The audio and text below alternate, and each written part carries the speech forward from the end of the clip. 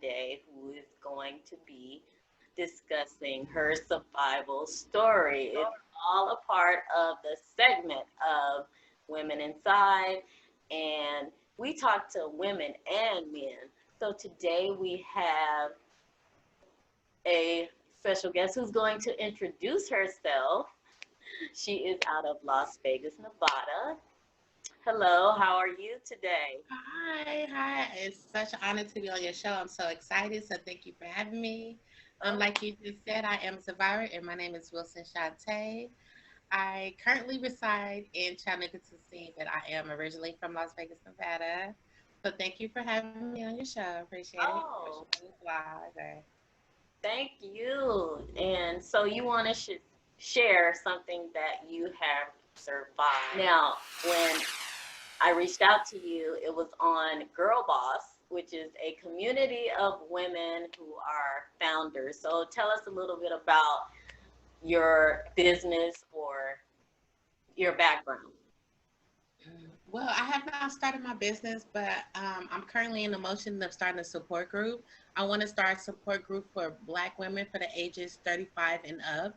The reason why I choose the ages range from 35 and up because I feel like society feels that they are grown and they're not considered as victims anymore, and they should know better from right and wrong. But what if you're been like, for me, an example, I've been prostituting since the age of 14. So if I never got the chance to change my life and receive God in my life, what if I was 35 and I was still prostituting? So does that mean that I don't deserve any help? So I wanted to target them women because I just feel like society forgets them, especially Black women, because Black women are not seen as victims. We are seen as prostitutes. We are seen as whores, as strippers, and sex workers. We So are never seen as victims. So I specifically want to help Black women start a support group to see more about what can I do for you right where you are.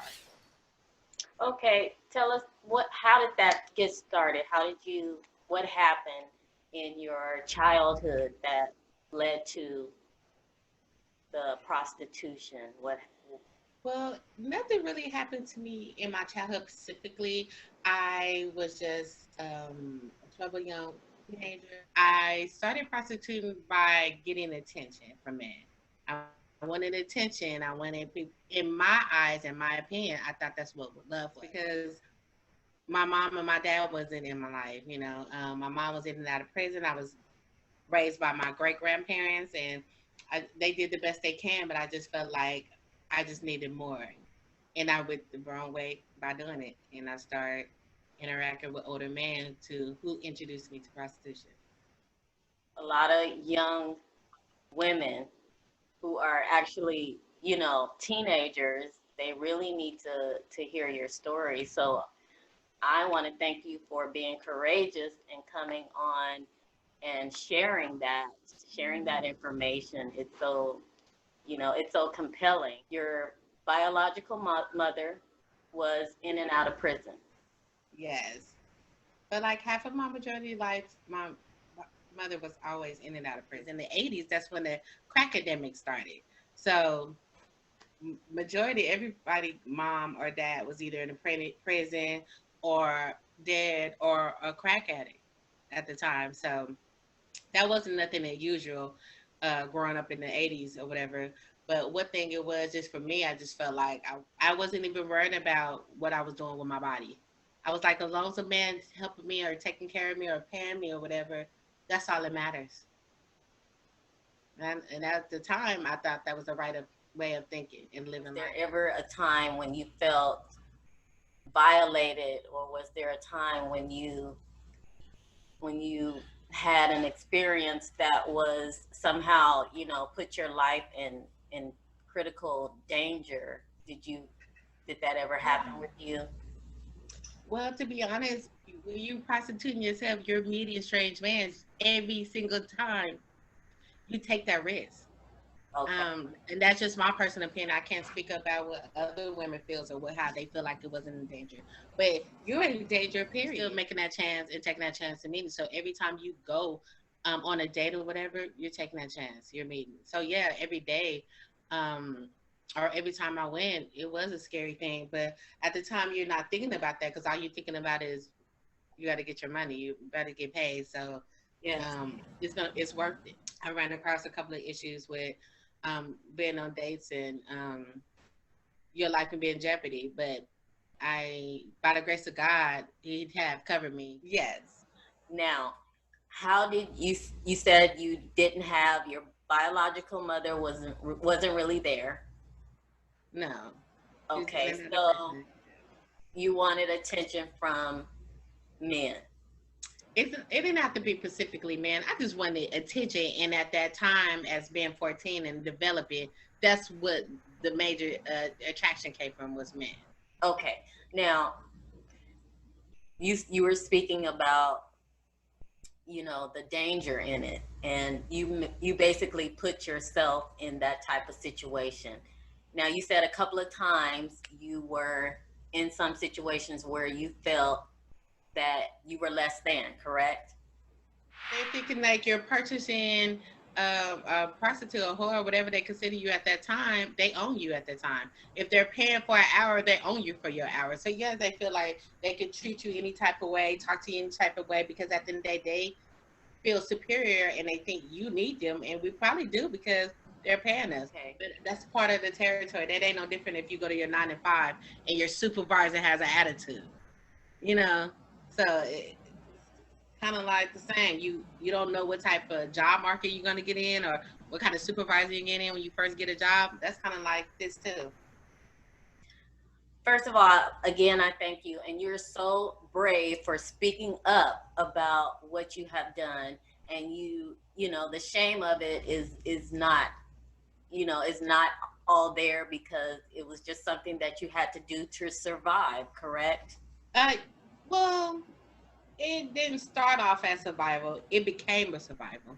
Okay. It started off as just looking for attention and love in the wrong places. I live with my great grandparents. They only can do so much. My grandmother died, so my granddaddy was not in society eyes well enough or young enough to take care of me because I was, growing up and stuff like that. So I ended up in group homes and foster homes. So that's when it really was survival mode because I got to make sure I have clothes and stuff for school and things like that. And um, once I became 18, I left the system and got pregnant, ended up moving in housing and getting on welfare. So now that's when it was like, now it's survival mode because I don't want to be stuck on welfare. Me and my son in the projects. And it continued on from there. And I have excuse after excuse to keep continuing on. I looked up, I did not end prostitution to the age of 33. What was the turnaround for you at the age of 33 when you decided, okay, I'm not going to do this anymore. I'm not going to be a sex worker. I'm not going to turn to prostitution for money. What was the turnaround for you? The turnaround for me because I not only I didn't recognize myself because doing doing the prostitution, I wanted to numb myself. So I started being on drugs, and I was on drugs heavily, and my life was out of control. My son was always with his grandparents, and he'll barely see me. And I look up, my son was in 6th grade, and it's like, oh. I remember having a conversation with my son about him being disrespectful at school, and he was just like, he called a little girl or something a bitch, and I remember him saying, "But that's what they call you." And I know how it is to lose a mom. I lost my mom to a drug overdose, and I was very heavily on drugs, and I wouldn't want my son to endure that pain that his mom was gone, and I want my son to think it was his fault. I didn't love him that much that I'd rather prostitute myself or be in the streets than of him. That's what made me turn around. Shantae Wilson Shantae, that gives me so much respect because not only are you a survivor of prostitution, you're also a survivor of drug addiction. And I know that well because I was in a marriage with my ex-husband of 9 years we were together, a little over 9 years, and he had an addiction to crack cocaine. Mm-hmm. and he was very abusive. He was verbally abusive. Sometimes it was physically. Yeah. And, he wouldn't do anything to get help. I mean, he got help with, being abusive. He did get help for that, and I commend him for that.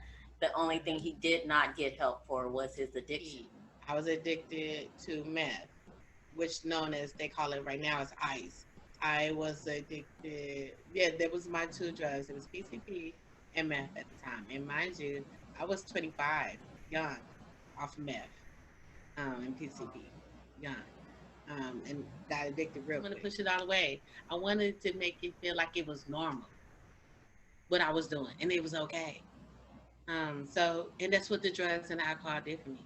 I remember riding around with a water bottle full of vodka, and my son get in the car one day, and he like, "Can you have some water?" And I didn't think twice of it. I'm like, "Whatever." And he drank it, and it was a water bottle full of vodka. Went through a lot with me, and it's crazy because he's 18. He just graduated in May. All right. Yes, all right. He is the first. What's out of his, my son's name is Raquan. Oh, okay, wonderful. Yes, Raquan. And he's the first out of me and his dad to graduate from high school. Because I didn't graduate and his daddy didn't graduate. So he graduated. Remember, Mom, you wasn't there, or remember, Mom, this, or and remember, Mom, that. Never.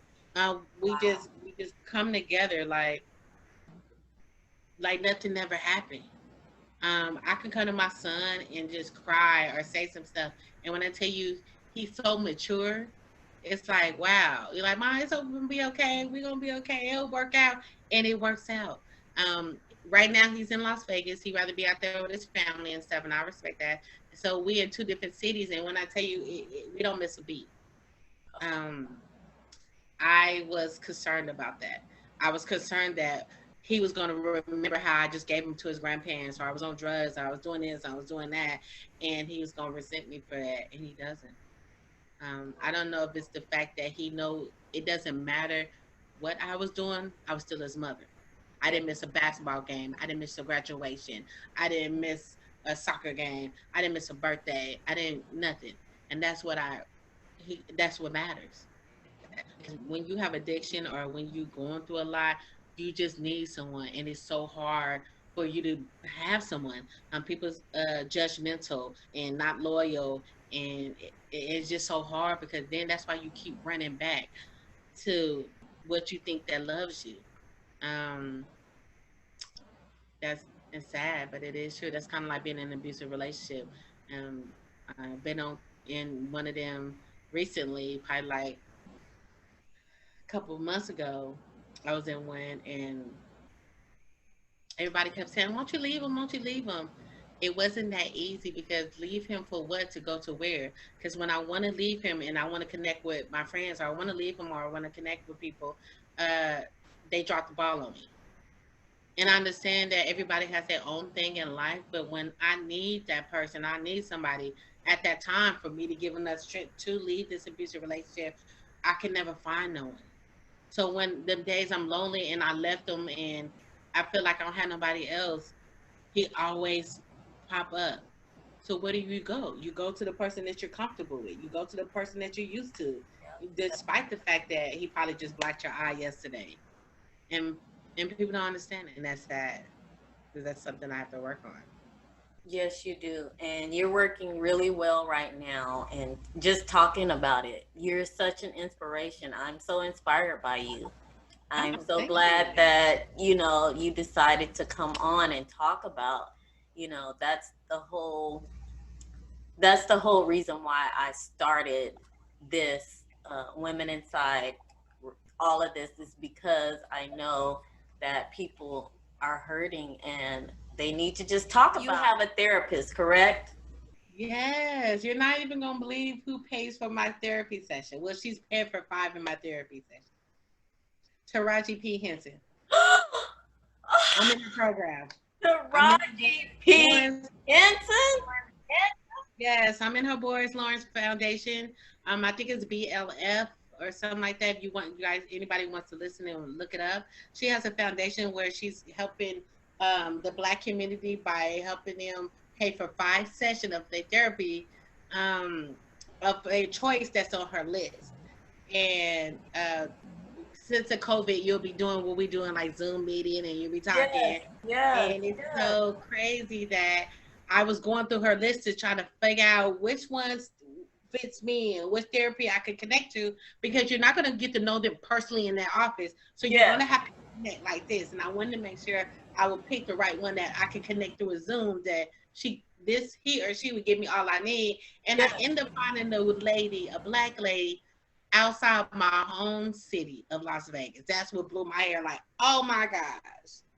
So Oh, not only we wow. talk about therapy session, we have something else to bond over because we're from the same city. So it's so comfortable because we'll talk about, hey, have you been to this or you went there? And remember in Las Vegas. And then I'm open minded to what she have her feedback to me.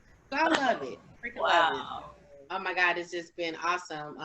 I was when I first started this therapy session, I was still involved with my boyfriend, my ex-boyfriend at the time, and we still was going through our little abusive thing. And I remember getting on my therapy session for the second time, and I was like, oh my, and I was cussing like, oh my fucking God, he's driving me crazy, blah blah blah. And when I tell you, she didn't say call the police, she didn't say get away from him. She just sat back and listened, like, oh, okay. Wow. And I was shocked because I thought she was gonna be like, call the police or get away from him, or she was just like, oh, okay, all Okay. right, Okay. yes, All right. Well, shout out to Taraji P. Henson yes, for she's helping awesome, women, men, everyone who needs therapy. So thank you. yes, Thank you. yes, Thank you. And yes, thank they you are. so much. The last thing, or actually, I want to know what strengthens you every day, because you talked about your son and you just light up with children. I mean, kids do that to everybody. Yes. Now, what has strengthened you every day besides the therapy and besides coming on and sharing? Thank you again for sharing information. What strengthens me is people like you. And what I mean about that, about let me express my story, let me get it out, because nobody got their story to me. Nobody told me their story. I had to role model and role map my own story for me to be a survivor and for me to be successful.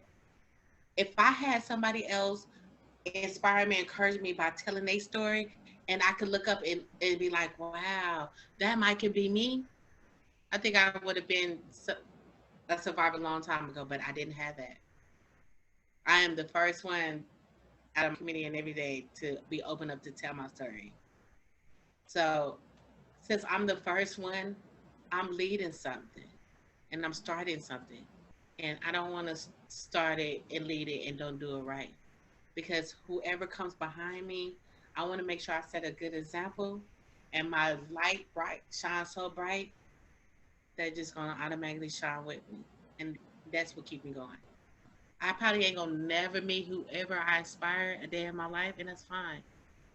But I want to make sure they say it because of me, and I ain't gonna let nobody down. So that's what inspires me all day. Don't get me wrong, I'm still struggling with low self-esteem. Don't get me wrong, I'm still struggling to make sure I don't commit suicide. It's a battle for me every single day. Yes, you get people be like, "You're so pretty," or "Your hair is this," or "You this," or "You." So no, I have to get up every day and say, I am pretty, I like myself. And it's a struggle every single day. Some days I want to get out of bed and I just cry to God and ask him, why do I have to live? Or why haven't you called my number? Why you haven't put my ticket? Why am I still on earth? And it's a daily battle. But when I get the chance to talk about it, or when I get the chance to do whatever, and whoever, young, old, man, woman, black, white, say because of me, it was worth it. Yes. It was. So that's what inspires me. Yes. What I would want that? What is your? What is the picture of that, or what's the? I don't want to have a nonprofit. I don't want to have a for-profit. I just want to have a support group. That's it. Okay. I want to help people where they at. If you want to come in my support group and just kick your feet up, drink a little wine, have what you have to say, and then turn around and go back to the streets, I'm okay with that. I'm not here to push Christianity, Jesus, or nothing on no one. I just Right. want to meet people where they at. That's it. If I'm not gonna push nobody to the issue, like you need to leave them alone, or you need to stop prostituting, or you need to get off the drugs. No, because the more people told me, the more I wanted to get high. The more people wanted me to leave him, the more I wanted to be with him. I don't want to do that. I just want to have a support group where you can come, and I don't care if it's 2 in the morning. You can call the phone and say, "I just wanted to talk." Or if you tell me to come pick you up today, and then tomorrow you back with him, we still good. Because I never got that. I I never received that. I always got fakeness and talked about me and judged me and fake jealousy, and I just want to be somebody real homegirl, and that's what my support girl is gonna be. It's gonna call Square Girls. Just have Square girl. Square girl. Square. Yeah, that's it. That's it. Square girl. Girl. Right? Yes. Girls. I Yeah. love that. I love that. I will be looking forward to that. Me too. Me too. You have so much knowledge and you have, you know, just Oh, thanks. Seriously, in the Black community, do we lift each other up? well, you know what? I that's the one thing I try to do is I try to, lift my people up and say, you know what? You need help, I'll help you, you know, cuz I feel like we're all in the same boat. We all need to love each other. I mean, yeah, we need more support. We do. We do. And we don't have it for one another, especially Black women. We don't. Yes. Black women, we are our worst critic. We are so hard on one another. Yes, we are. Crazy. So it's crazy. I swear to God, and that's sad.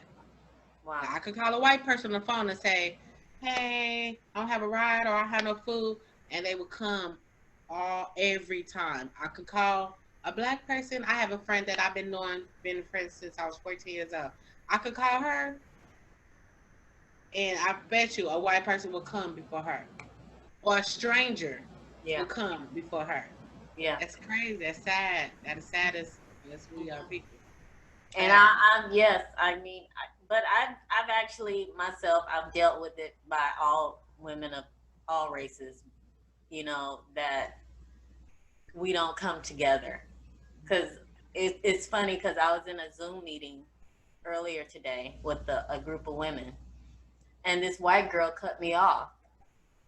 And I was like, I didn't say anything. I just left. I just left the meeting because it was like, you didn't hear me speaking. You didn't, I mean, not that she knew I was Black, but I was But just like, still, okay, that was just rude.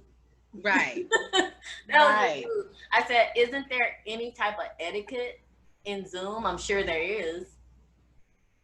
So It I is. just, It's just the people. yes, People ain't like they used to be. Everybody is selfish all for themselves, and what can you do for them? And yes, yes, I don't yes. want to help you too I, much because okay. right, you might get ahead of me. It's like what? It's just crazy. It's Yes, sad and it's crazy. it is. So Yeah. I didn't say anything. I just left. So that was that. Why though? Why you didn't say anything just left? What did you get out of that? Okay, so I've been in a couple of meetings and where you could type. You didn't type like, "Hey, I just think that was rude, but I'm getting off the Zoom." Come on now. Yeah, I should have did that, but I was Right. like, you know what? This is not for me. Maybe this is not for me. This type of And then the other person, she won. And I think that's what she was trying to do. That's why she cut you off. And you gave her exactly what she wanted for you to okay. leave through. All right. Don't do that. All right. You have the right to be on everything else as everybody else. Okay. But we so scared to rock the boat. We don't want to step on nobody's toes or we want to be disrespectful. But they do it to us all the time in a polite way, and we can too. Like I don't know if you heard me. I don't know if my mic was up, but I was speaking. All Okay. right, I'll get her next time. That's right. That's right. That is so true. Yes. Oh my. Thank you so much for You're welcome. everything, just for sharing information and your knowledge and your wisdom. You are so welcome, and thank you for having me. I was just like, oh, I'll do it. What's the worst can happen? Because you don't never know who knows who or how you could pass it on and tell my story. And I guess the more I keep telling them, maybe one day. Oh yes. Yeah, Yeah. I joined a couple of more authors, and we all wrote personal stories in our book. So our stories is due at the end of this month, which next month it will be getting published and stuff. So November it will be out. So maybe we can do this again, and I can tell you about the little book that's coming out in November. Oh, you will come Yes, back. That's wonderful. I would love yes. that. So I can Love talk about my that. book. Contact me. They can go. I'm Wilson Shantae on Facebook. If anybody wants to reach out, ask questions or whatever. Um, and that's really it. Okay. Just let me know how things are going and keep me Okay. posted and stay in Yeah. touch. Thank you again. Yeah. You're welcome. Thank you for having me. I wanted to come on and give a special shout out to the month of October. This month is Breast Cancer and Domestic Violence Awareness Month. Very important for women. So please go and get your mammograms. Go and get your mammograms.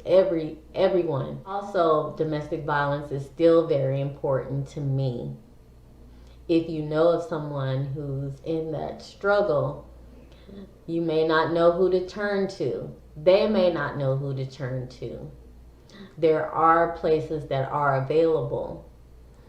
I'm here to help, so you can go to wearesurvivors.com, email me. I get the emails. I will get you information. No, I'm not an expert, but I definitely try to get you any information that I can, no matter where you are. I will try to do it. I'll do my best. So just remember, breast cancer and Domestic Violence Awareness Month this month. Very important. Take care. Self care is not being selfish, it's about giving yourself that extra love, help, care, whatever you need. Ramelle cares. Ramelle Carter blog, and Ramelle Carter blog is live. Take care.